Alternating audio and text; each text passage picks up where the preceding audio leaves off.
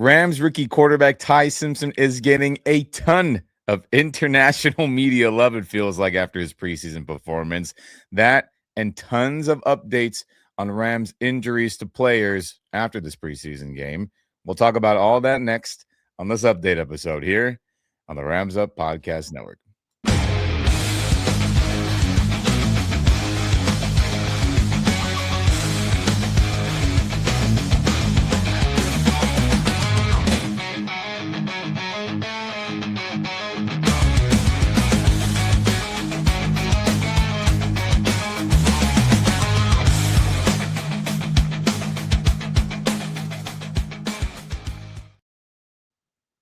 What's going on, everyone? Welcome back to the Rams Up Podcast Network. I'm Ian.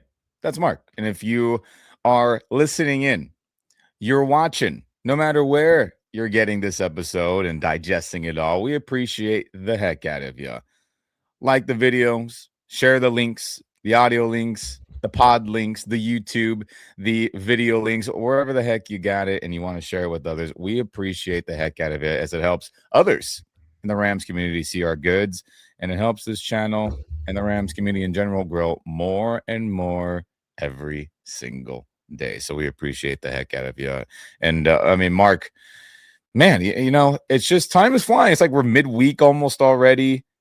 The next game is not too far away. A joint practice is only a handful of days away. And just, you know, for every time I go to bed, I'm just like, oh my gosh, we're closer to the Australia game, which is nuts. Yeah, and you know, it's that time of year where the days can't fly by fast enough. Though I want to see him play again. I can't wait to hear what happens at this joint practice. Yep. If it's still going to happen after what happened between the Cowboys and Saints today. But yeah, man, it's fun times. I'm really excited to see Ty Simpson play again. That's for sure. Yeah, and you know, it's been wild in a good way. And maybe, you know, depending on where you lean, you might be say, hey, it's a little too much hype. Speaking of Ty Simpson, though, Mark, I mean, he's been getting an insane amount of national hype. And I even saw some, I don't know how I got onto this version of Twitter X out there, seeing some Japanese newspapers mention the Rams and he's on the cover of it. So it's not just California, Southern California, LA, NFL, you know, nationwide. I'm seeing some Japanese posts talk about the Rams and Ty Simpson's on the cover of some articles I've seen, which is cool / funny. But, you know, shout out to our Japanese LA fans out there, whether it be, you know, Rams, Dodgers, whatever else they enjoy. But it's just crazy. Like you saw, I know Chase Daniels, right, on game day, hype him up. I think you saw a ton of stuff recently, everyone, of him having follow-ups, doing interviews. I saw Colin Cowherd, others, Shannon Sharp and Ocho Cinco on their show. Who else comes to mind here? You know, all the national shows, the podcast. I mean, pretty much everyone was like, oh, he looked the best. Shout out to Rich Eisen and others. And it's just crazy that, man, felt like majority of people, including a lot of Rams fans, just hated this pick when it happened. And look, Mark, it's crazy to think back.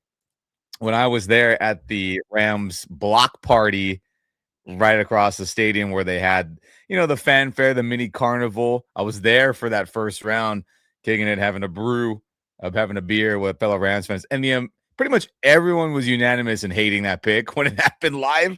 But now here we are many months later where a nice performance and the world seems to love young Ty Simpson. They're just crazy. Crazy, huh? Yeah, and meanwhile, Mekhi Lemon is falling behind in his camp due to hamstring issues. The guy, I think, was probably the most would have been the most popular pick.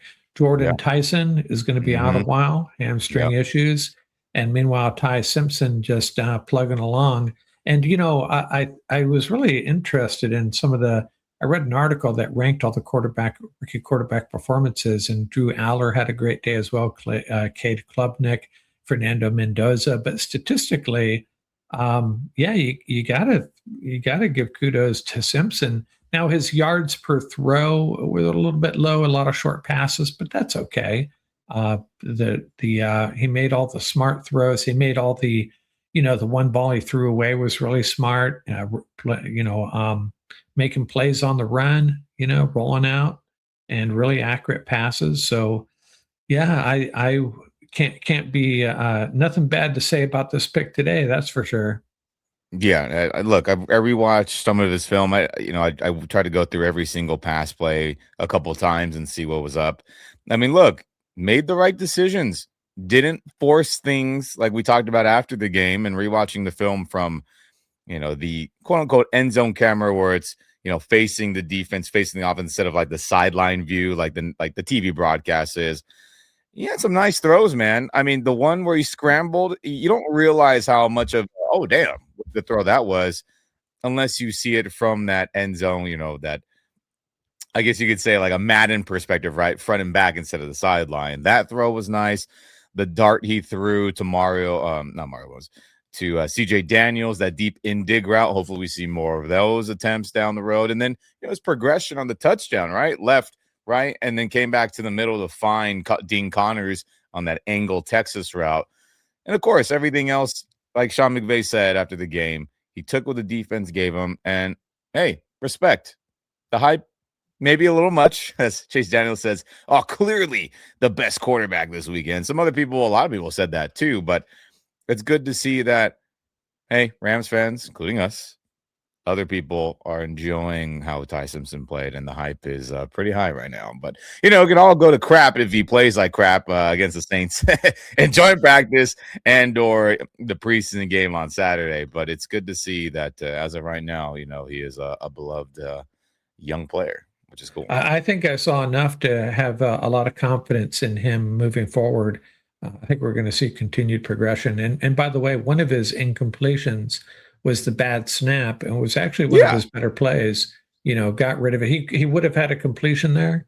Receiver was open. I don't know if it was Claire. I think it was Claire was wide open. Exactly either. And he got rid of it. It wasn't grounding. It was got it in the neighborhood and played it safe with the ball though, and not his fault, just a bad snap.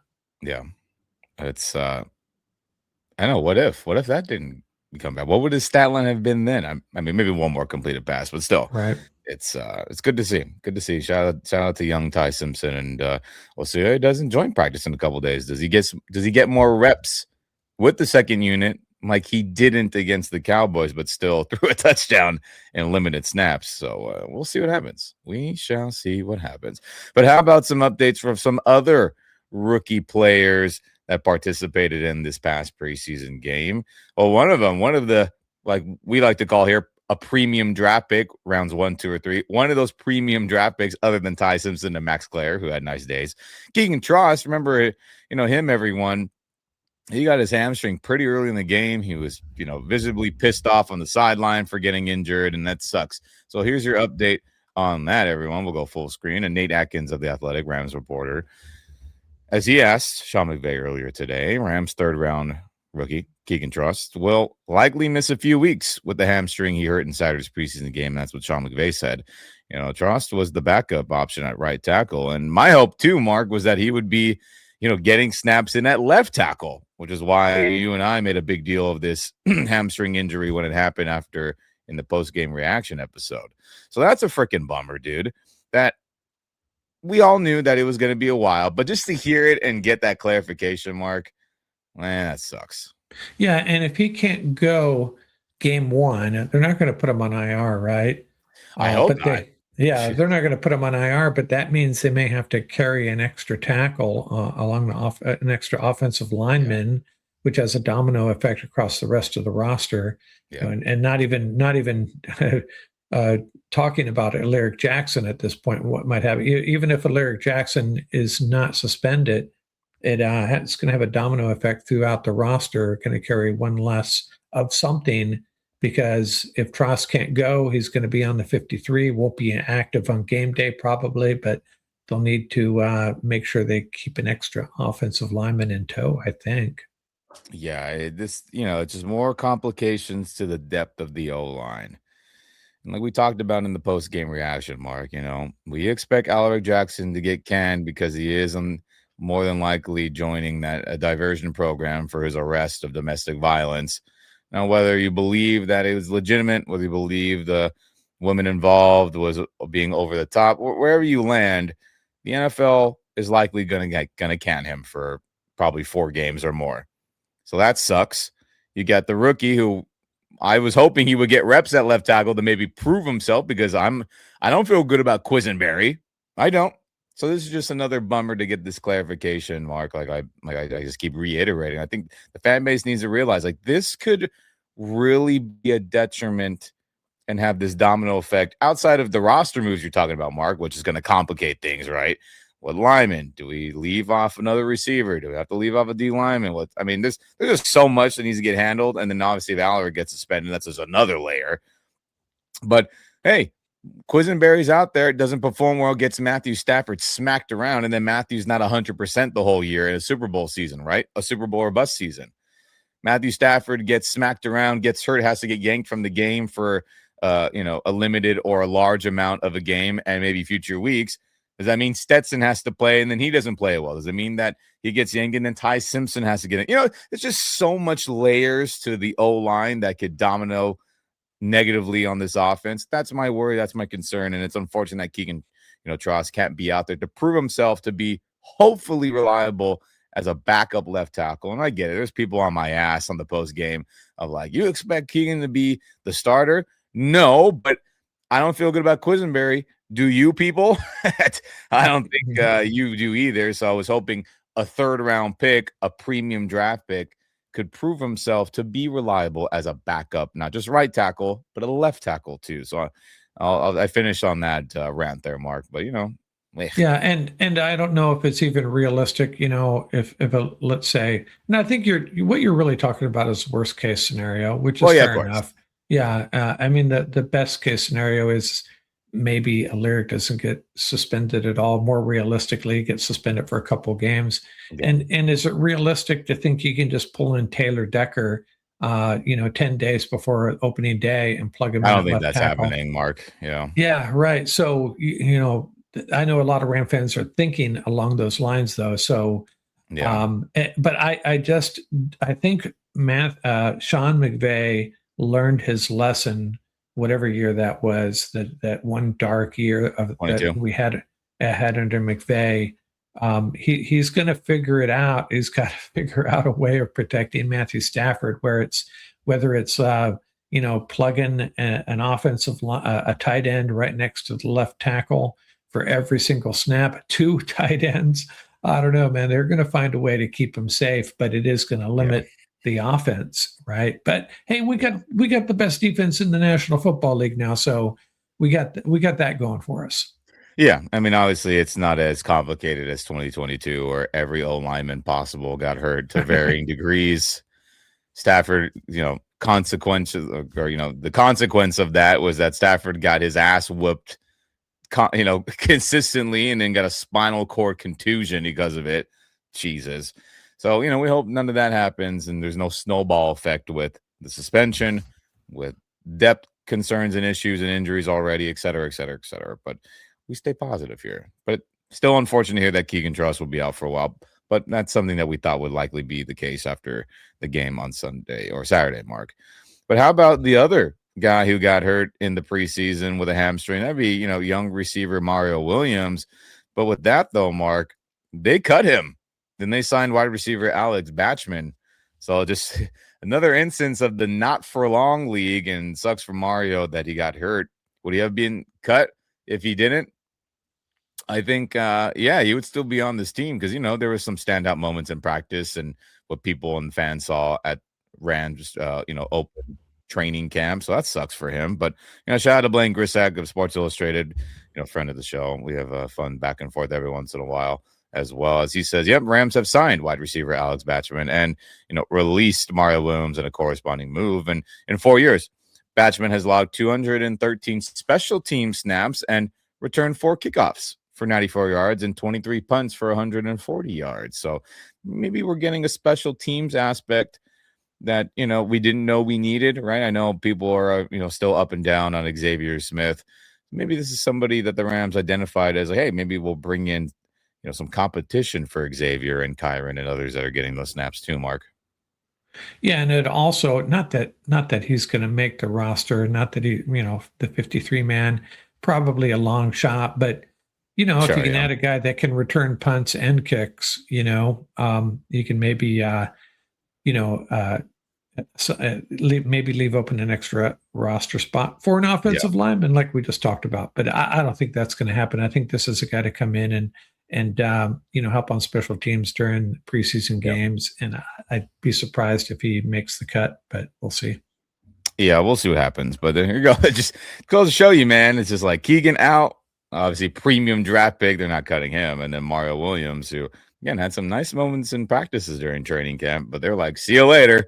We have no financial ties to you. Which that's just a tough world, man. Tough world. So there's an update on the two guys who got hurt in this last preseason game as well. But how about some other guys who have been banged up recently as well? We got some updates on Justin Dedich, who had the non-firework hand injury, right? Former, USC man, former, good rotational, or you could say good backup O-lineman, in my opinion, at guard. He had some nice starts this past year for us. Wasn't perfect. Like I know a lot of people say he's not a starter. Of course he's not, but he had some good moments. And then even Davis Allen, who is a co-starter on the unofficial depth chart. Sean McVay says they're both making good progress, which is nice to hear, as we'll get the full update here. As Benjamin Royer, who's asked the question about the status of Davis Allen, Justin Dedich. Sean says that Dedich will get some version of a cast on his hand to participate. But McVay also said, according to Stu Jackson, Rams reporter, or Rams team writer reporter, I should say, McVay said that, hey, they'll wait and see how Dedich feels, doing some different things with the training staff, the strength staffs, before deciding whether or not they're going to officially activate him off the non-football injury list and, have him rejoin the team in practice, which makes sense, Mark, right? And then McVay said, Davis Allen with that quad injury, that quad strain, that small tear he has, is making good progress as well. But, good to hear that Dedich's hand injury wasn't severe enough where, it's been a while, Mark. Like, we haven't seen him out there. I was like, damn, he must have really jacked his hand up. Not good, right? Broke it pretty good or whatever happened. And then to hear Davis Allen as well, Mark, that quad injury hasn't been severe enough where it feels like, it's in question. Hearing good progress is good news, better than any other news, I suppose, right? Yeah, and the tight end situation, Max Clare looks like he's developing. I think we'll be okay at tight end. That might be a lot to throw out at Max Clare on opening day if Davis Allen can't go. Yeah. But I think we'll be okay. Now if Dedich isn't, doesn't sound like he's tracking to be ready for opening day though, or is he? I don't know. I don't know. If he isn't, and if he's not good to go and Trost isn't good to go, yeah, I don't know, man. It's Bo Limmer time, I guess. It's just part of the depth, everyone. Yeah. Right. Part of the depth issues that my concerns are. Dedich hasn't been practicing, but it seems like that's going to get ramped up soon. Nice, but that and others, it's just like, hey, we got banged up backups right now. Not great, but good progress from Dedich. Hopefully, that cast and how he performs with the strength staff, the athletic training staff, etc. Hopefully that goes well and he can rejoin soon. And then Mark, with Davis Allen being a co-starter, Sean always says, you always could hear from McVay, right, Mark, that depending on how McVay characterizes a player in his own words, it's like how important they are. Let's be honest. And he says that Davis is incredibly important about, the things that they want to do come week 1 and beyond. And Davis is probably, honestly, he's probably our best blocking tight end. Right. Now, there's times that, just like anyone, every blocking play isn't perfect. My God, I know there's people that are like, Davis Allen can't block. He whiffed on this play. Yeah, we're not saying he's 100%, blocking efficiency rate, everyone. Like, that's unrealistic. But when you watch the film, man, he is the quote unquote fullback in this offense, along with Nacua, pretty much. Davis will get moved into the backfield and lead block on a pseudo I formation play. He'll perform a lot of the wham blocks, which is like running full speed from one side of the tight end spot to the other to have a kick out block, slam into somebody, get him out of the way. He does that plenty and is good at it.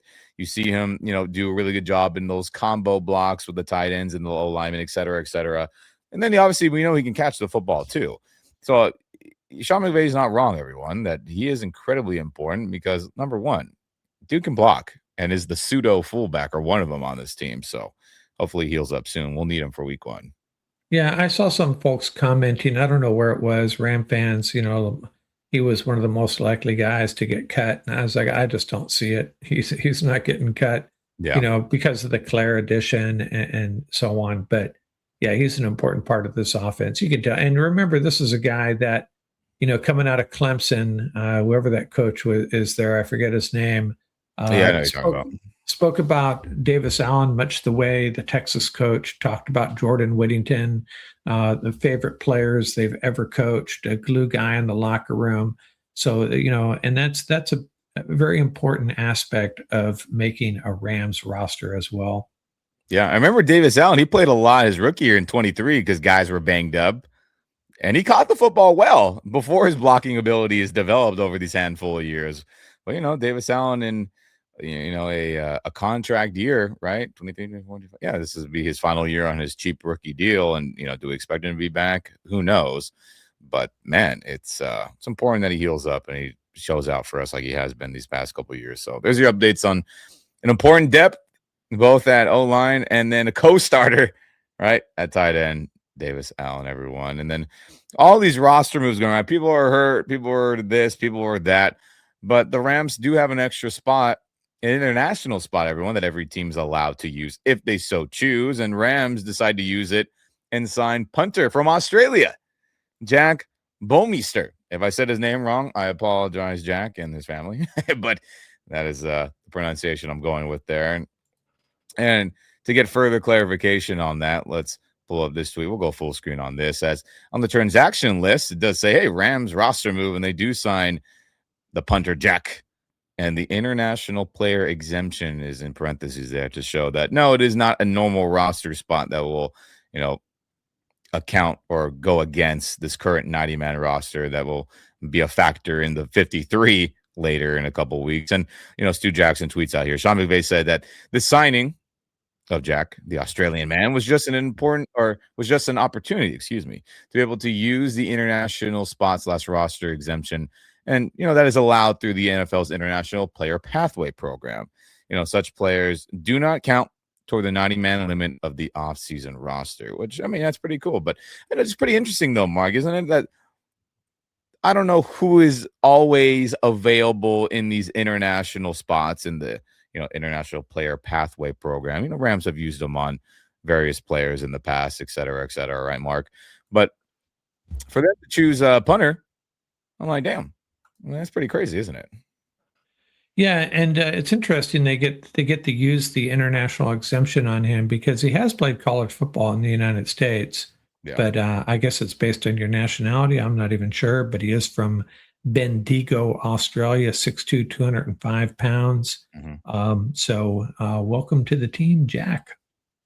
I know. And then, maybe, let's be honest about it. Is it convenient that he is an Australian man? The first game of the year is in Australia. Are they trying to get some inside track on that? Probably, right? Yeah. Hey, how is it? Who knows if he's from Sydney? Australia is such a massive nation and continent. But it's, hey, there is some of that I believe is probably the case, Mark. Like, hey, how is Australia this? The time change this, the weather this, the food this. And obviously Rams are just going to fly in and out more than likely based off reports we've covered, in previous weeks. But just funny that it just, out of all the guys out there, it was an Australian guy. Right. But anyway, welcome to the team, Jack. And maybe we'll see if he gets any burn during preseason games, right? Obviously, it's good work for Ethan Evans to go out there, but it'll be interesting to see if Jack gets some snaps too, Yeah, they need more camp. I'm surprised they didn't have at least one camp leg in the house already. Yeah. Why not? Especially in practice, you're running special teams drills. You got to give Ethan Evans like a little rest, you'd think. I think so. Hey, man, they haven't done that with Ethan. They haven't done that with our thicker kicker, Mevis. And they believe in those guys. But, interesting that Mr. Jack is here. I think Australia is the reason why, to be honest. But outside of that, everyone, how about some more, injury updates to starting important All-Pro / Hall of Fame player and maybe players if Puka continues to ball out of control like he has been. Both Myles Garrett and Nacua, Mark, and everyone out there are expected to rejoin practice again next week. So Tuesday they had practice, which is nice. Thursday they have the joint practice, which Nacua and Myles will not participate in. And then there'll be the preseason game against the Saints, and then the final week of preseason game action, et cetera, will be next week when, based off everything, that's been said, told, heard, that Myles and Nacua will rejoin then. As Nate Atkins, Athletic, talks about it, how, Myles Garrett with his knee swelling, Nacua with his, his psoas.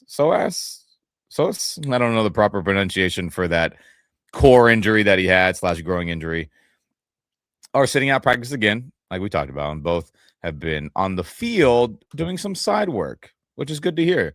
There's clips out there, Mark and everyone, Nacua, doing stuff with the trainers, doing, strength work, et cetera, and Myles Garrett doing the same. But as Nate points out here, Myles is doing it, in full pads, obviously just without his helmet, which is a positive sign as well, isn't it?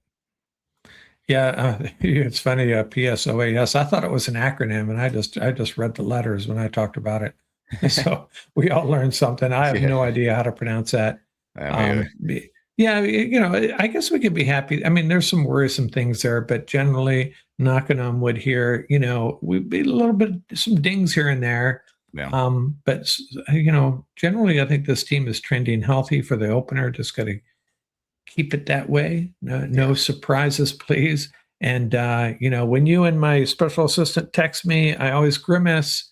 Okay, what happened? And so far, no really bad news from this team, so that's good. I know it's always sorry, Mark. Not we don't mean to scare each other. We do that quite often. We're like, what happened? This, what happened? That, et cetera. But I mean, hey, look. At the end of the day, it seems like Myles Garrett's return to practice has been pushed. As the days go on, the weeks go on. Is that good stuff? Is that good?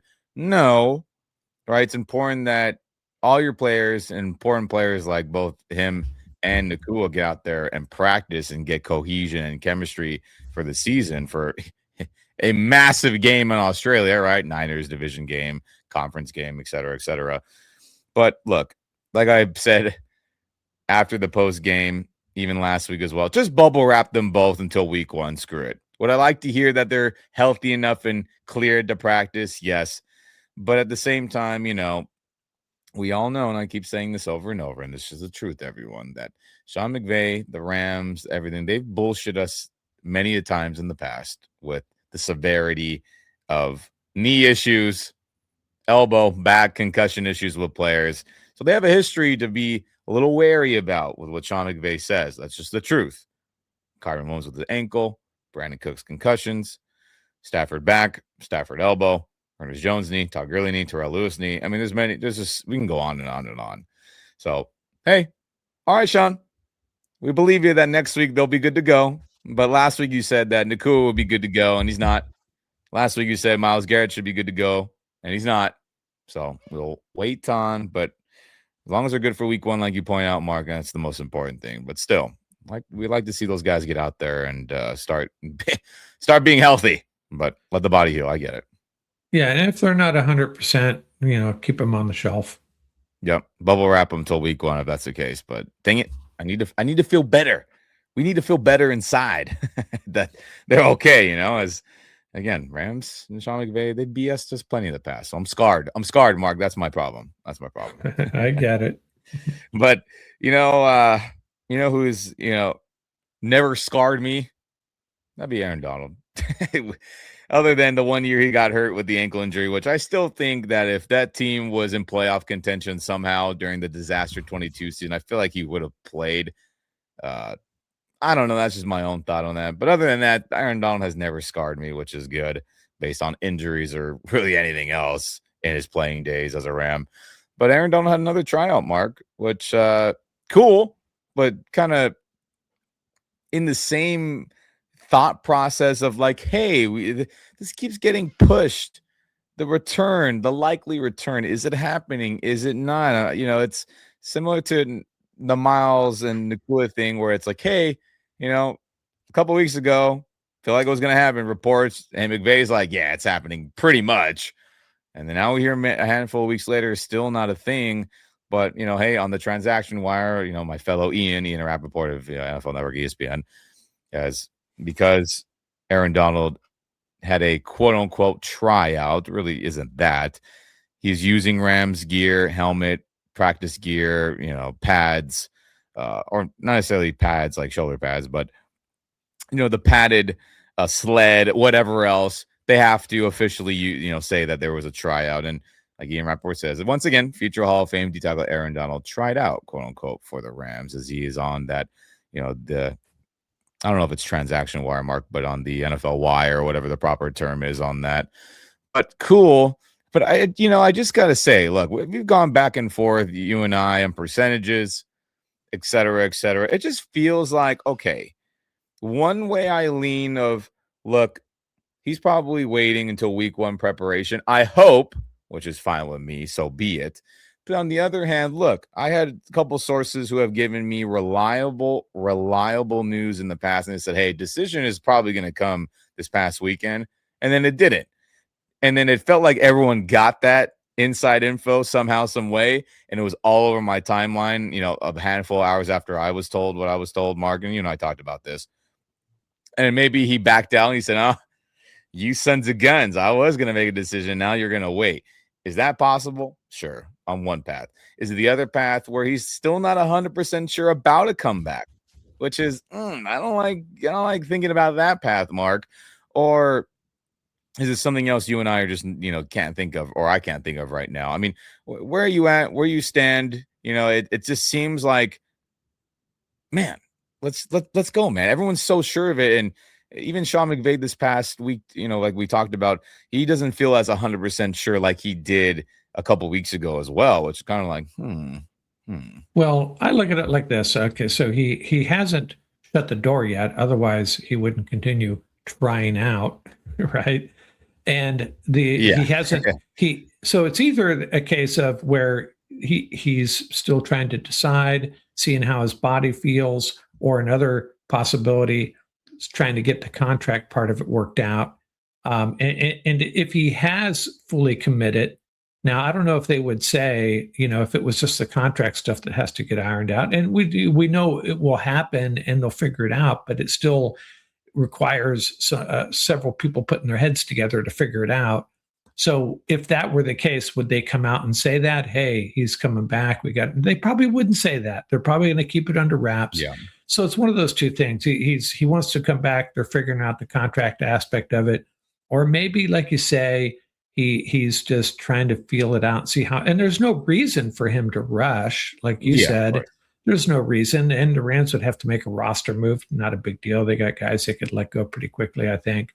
But there's no reason. So they could be actually using, they won't come out and say it, but just the contract part of it, just to, hey, we're going to figure this out and we're just going to pretend like we don't know what the heck yet. And at the end game, the end result's going to be the same. He's going to eventually come back.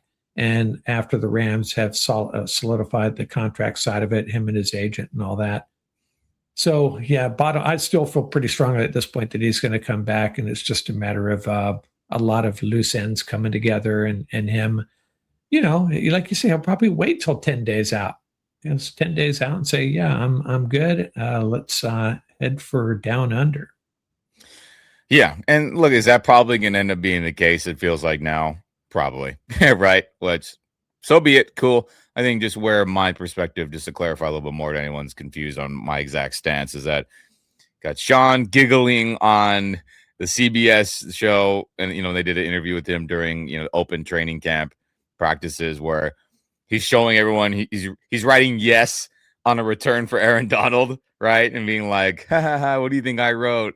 That, other comments, other people's comments, et cetera, sources that have told, various people what's going down.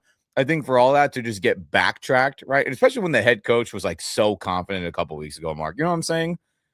For that to just kind of slowly get backtracked, I'm kind of, it puts a little bit of doubt in my head, but I still lean towards that he is going to come back, et cetera. But, I always try to go back to this thought too, Mark, and I'll end on this with Aaron Donald.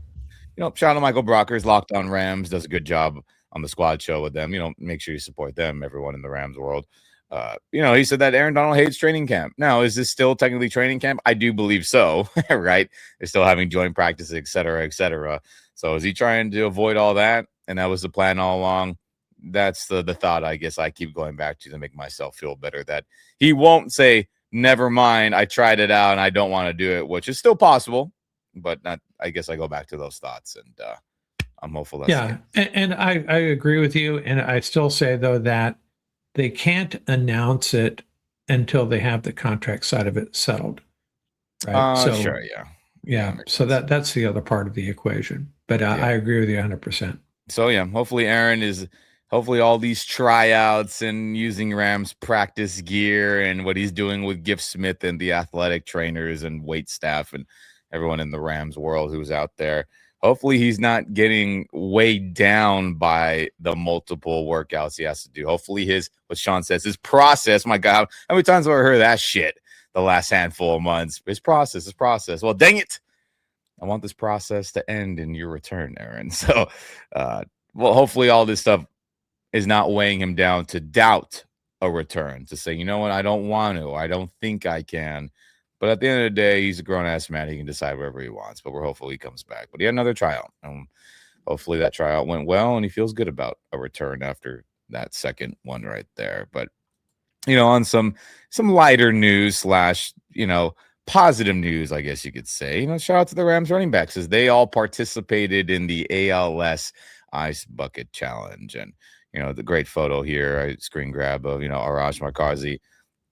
Well, this video has all the LA running backs, including the coaches, et cetera, with all the linemen pouring the ice bucket water on top of the players, as they all nominated their school alma maters in college, right? You're kind of say all the Notre Dame running backs and staff. Blake Corum says all the Michigan running backs and staff, and down the line with everyone who's on this roster, all the way down to Dean Connors there, which is pretty dang cool.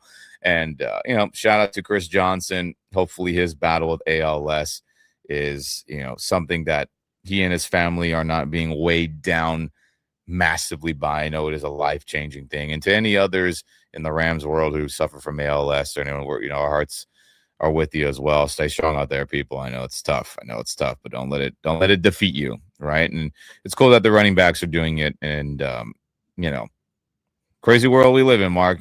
We get worked up about football all the time.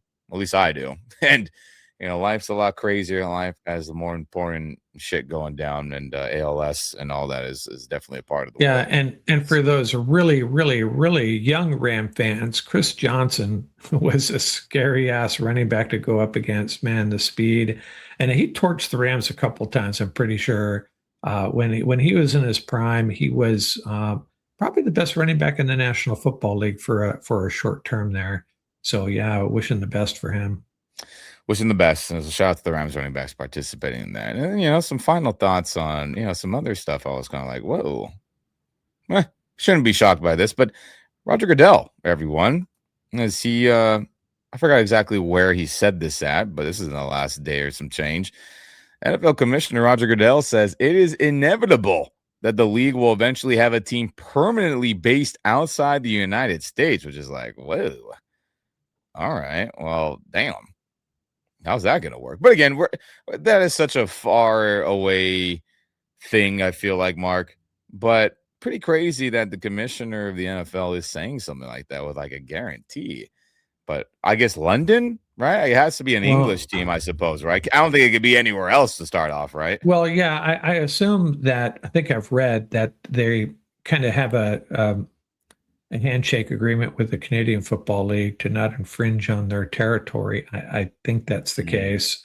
But so, yeah, it probably would be Europe. But man, the travel situation seems like if you're going to add one team, you got to add two, right? So maybe two English teams. I don't know. Yeah, I mean, it just feels like England would have to be the spot, right? I mean, there's so much English ties to NFL ownership. I know everyone always points to the Khan family who own the Jaguars, as they play a lot of international games out there in England, right? This Kroenke family, Rams ownership, they own Arsenal, who just won the Premier League, and out there in the London area, right? Does does that weigh a factor? And I'm not saying Kroenke is going to own a second club. I don't think they would allow that. But I'm just saying there already are massive NFL ties. And maybe there's some other owners, Mark, that I can't think of, but obviously Khan and Kroenke are the main guys who have, serious London ties to owning teams already out there. So it just feels like England would be the spot, right? To your point about, the CFL, Canadian Football League, and them not infringing on that part of North America. All right, that makes sense. But it just feels like England would have enough cash flow. Fan base have been pushing the London, England games for I don't know how many years now. I feel like they would be the spot. Are they going to do it in Australia? You bet your ass they're not. Are they going to do it somewhere else in Europe? And they're not. Are they going to do it anywhere else in South America?